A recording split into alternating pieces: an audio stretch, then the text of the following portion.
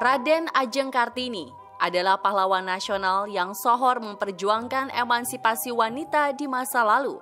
Namun sayang, sebagai pahlawan nasional, kematiannya sempat memicu perdebatan di kalangan sejarawan. Ada versi mengatakan bahwa sebelumnya Kartini sehat-sehat saja, namun tiba-tiba memburuk di 30 menit terakhir.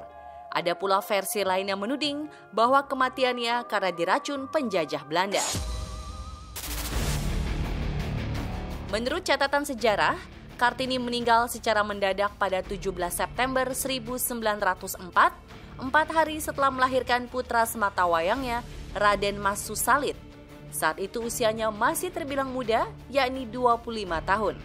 Dikutip dari buku Kartini, sebuah biografi yang ditulis oleh Siti Sumandari Surto, digambarkan dengan halus dan tenang, ia menghembuskan nafasnya yang terakhir dalam pelukan saya 5 menit sebelum meninggal. Pikirannya masih utuh dan sampai saat terakhir ia masih sadar, tulis Joyo Adiningrat sang suami.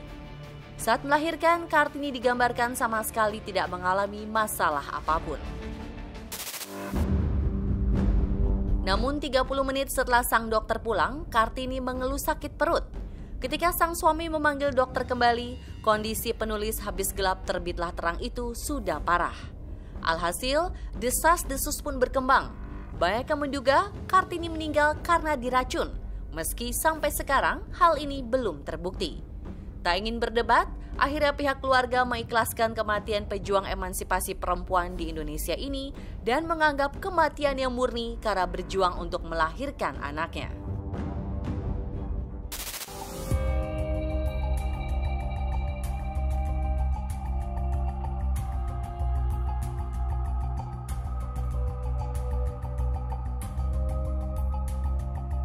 Ibu kita Kartini, putri sejati.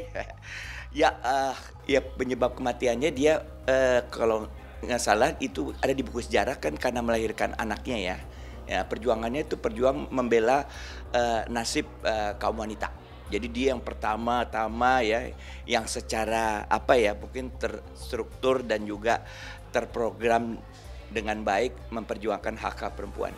Kalau yang aku tahu ya, menurut sejarah kematiannya murni karena berjuang dalam melahirkan anak ya. Tapi kalau menurut kabar yang beredar, meninggal juga karena diracunin, tapi kebenarannya belum terbukti sampai sekarang, seperti itu Mas.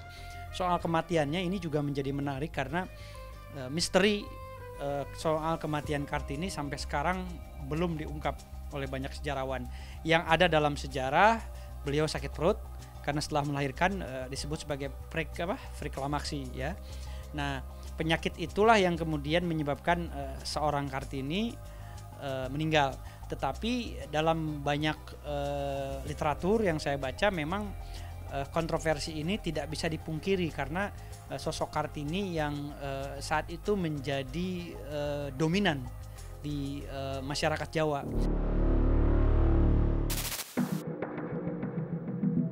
Meski banyak yang menduga bahwa kematian Kartini adalah diracun, para dokter modern di era sekarang berpendapat bahwa Kartini meninggal akibat mengalami preeklamsia.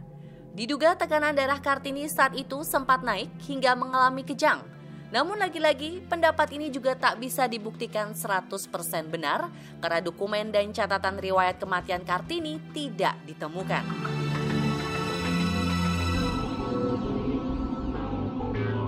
Jadi sindroma preeklamsia itu adalah suatu kumpulan gejala akibat komplikasi dari suatu kehamilan dengan karakteristik terjadinya peningkatan tekanan darah pada ibu hamil yang biasanya disertai oleh kerusakan ginjal ataupun hati. Nah, ini dimulai biasanya di usia kehamilan 20 minggu ke atas, di mana sebelumnya ibu hamil tersebut tidak memiliki riwayat tekanan darah sebelumnya.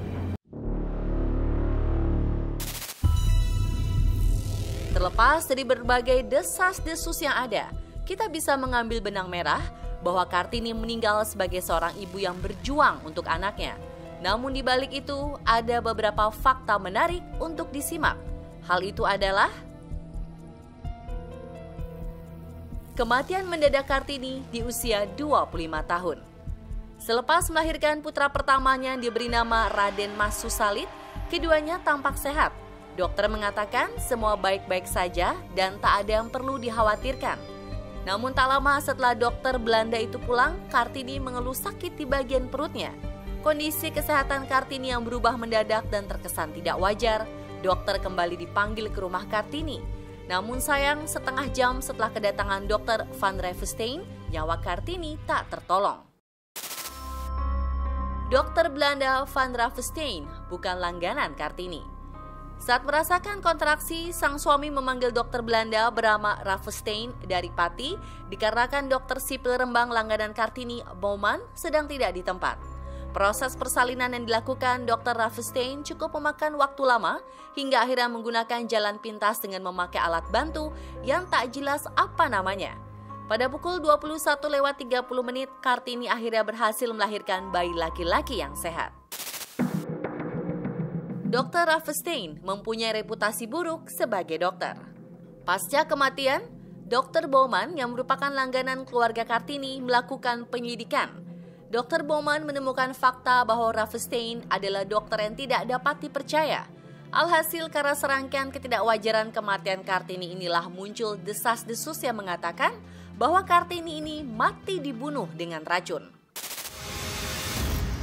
Kematiannya menguap dan tak pernah diusut pihak keluarga. Pada masanya, teknologi medis tentunya tak secanggih sekarang.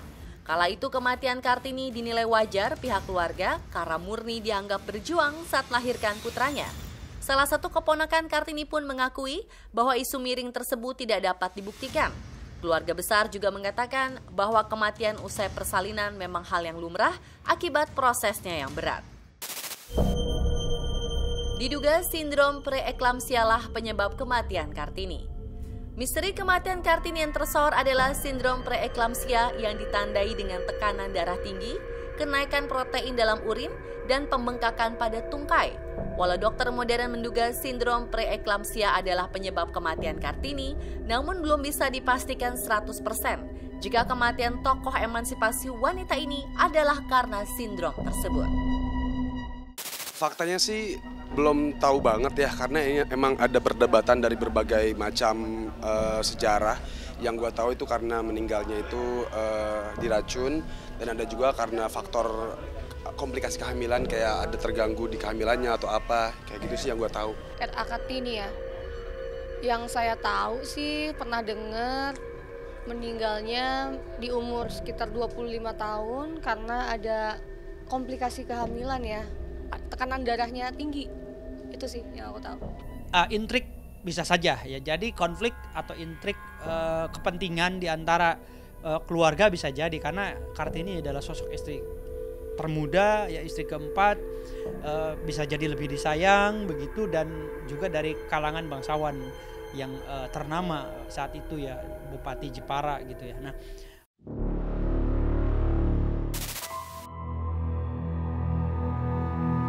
sekedar ingin tahu lebih dalam dan tak bermaksud merubah sejarah, tim selebritas yang bersama pakar retrokognisi Anggra Putri Tania coba melihat jauh ke belakang kisah Kartini di masa lalu.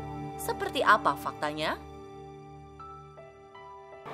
Waktu persalinan itu lancar, normal, tidak ada kendala dan tidak ada masalah apapun. Tetapi dari mulai membantu persalinan, sudah mulai terpikir oleh Dr. Pen bahwa akan melakukan sesuatu.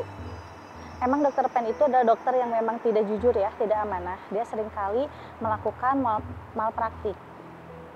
Akhirnya di situ Dr. Pen setelah berhasil melakukan membantu persalinannya Raden Ajeng Kartini, pulang, dan setelah pulang akhirnya didatangi oleh satu orang tokoh yang memang tokoh Belanda. Jadi Dr. Pen itu diberikan sesuatu oleh tokoh Belanda yang memang punya niat untuk meracuni Raden Ajeng Kartini agar bisa meninggal. Tapi yang saya lihat ke belakang, Raden Ajeng Kartini itu sehat ya. Dari mulai hamil sampai melahirkan itu sehat, segar bugar, dan tidak ada tanda-tanda darah tinggi atau pusing. Tapi di saat waktu diramaikannya bahwa meninggal karena preeklamsia itu memang sengaja ditutup-tutupi. Makanya meninggalnya Raden Ajeng Kartini itu masih misterius dan masih belum terungkap sebenarnya meninggal karena apa, preeklamsia atau diracuni. Dan di situ Raden Ajeng Kartini meninggal setelah meminum obat yang dicampur dengan biji risin oleh Dr. Pen. kenapa alasannya Raden Ajeng Kartini dihabisi nyawanya dan juga dikasih racun. Karena waktu itu saat ada Raden Ajeng Kartini, kaum wanita itu benar-benar sangat diangkat harkat derajatnya ya, dijunjung tinggi supaya bisa mendapatkan sekolah atau pendidikan yang layak gitu, dan juga setara dengan laki-laki. Karena dulu itu perempuan sangat direndahkan pada zaman Raden Ajeng Kartini. Makanya dari situ Raden Ajeng Kartini sebagai priyayi atau bangsawan ingin sekali mengangkat harkat wanita supaya tidak dilecehkan oleh kaum laki-laki. Jadi dengan alasan itulah Raden Ajeng Kartini dihabisi supaya tidak ada lagi yang memperjuangkan emansipasi wanita. Terlepas dari berbagai kontroversi yang beredar, lantas apa yang membuat berbagai dokumen dan catatan kematian Kartini hingga kini tak dapat ditemukan? Dan siapa yang dengan sengaja menghilangkan dokumen tersebut sebagai bukti penyebab kematiannya? Catatan dan rekam medis kematiannya Raden Ajeng Kartini juga sengaja dihilangkan supaya tidak timbul perdebatan dan peperangan. Karena sebenarnya sesungguhnya tahu ya untuk Dr. Baumann dan suaminya bahwa Raden Kartini itu memang meninggal karena diracun. Itu sengaja ditutupi karena setelah Raden Ajeng Kartini meninggal, itu kan pernah ya ditelusuri, akhirnya direkam medis oleh Dr. Baumann di saat Dr. Baumann itu pulang. Nah pas waktu dilihat juga memang benar itu meninggal bukan karena preeklamsia, tapi karena Dr. Baumann tidak mau diancam, akhirnya ditutupilah semua itu. Dan yang mengetahui hanyalah Dr. Baumann beserta suami tercinta Raden Ajeng Kartini.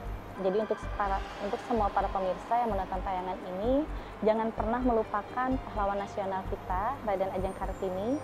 Justru kita harus selalu mengingat jasa-jasanya dan mendoakan agar beliau diterima di sisi Allah dan semoga menjadi husnul khotimah. Jadi sekian dari saya, Anggra Putri Tania, pamit undur diri. Wassalamualaikum warahmatullahi wabarakatuh.